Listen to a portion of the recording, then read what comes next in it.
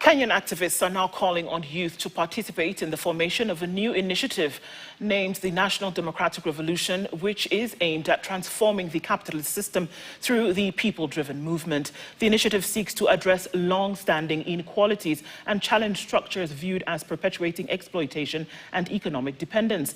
Leaders behind the movement argue that meaningful change can only be achieved by removing remnants of colonial influence from positions of power and advancing economic independence. Activists noted that the initiative also seeks to pave the way for social reconstruction and reforms aimed at empowering ordinary citizens at large.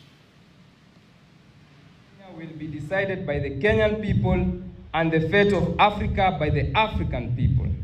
The Kenyan people and the people of Africa will emerge as the final victors in this just struggle to defeat imperialism and fascism and to build a new society centered on the people. Wanasema tuko kadi, that there is no vote that will liberate the oppressed, that only through a national democratic revolution where we will sweep all the remnants of colonialism out of power, that is when we will start the process to restore our sovereignty, declare true economic independence, and start the most urgent task of socialist construction. A section of Luya leaders now say they will rally behind one of their own to challenge President William Ruto in the 2027 general election, accusing him of failing to meet the expectations of Kenyans.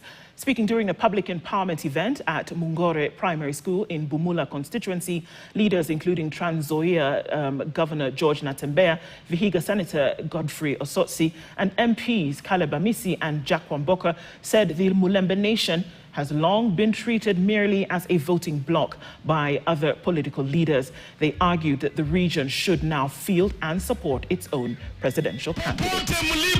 Kenya 2027 Muluya atakuwa kwa debe kuonana na William Ruto macho kwa macho. Tafadhali Waluya, hakuna kitu kwa ballot inaitwa Luya Kingpin.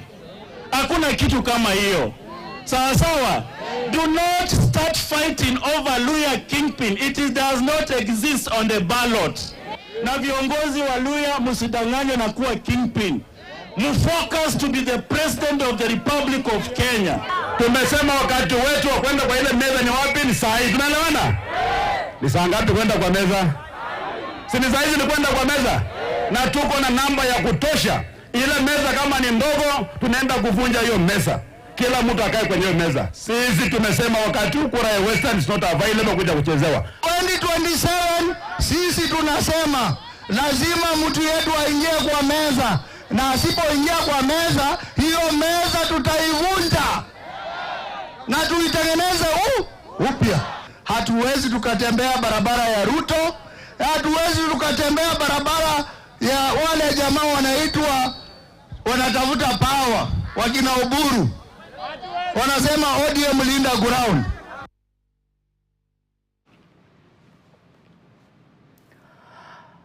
In unfortunate news, a car was completely destroyed by fire after colliding with a trailer at the Devki area along the Nairobi-Mombasa highway. The incident occurred early this morning as both vehicles were heading towards Mombasa.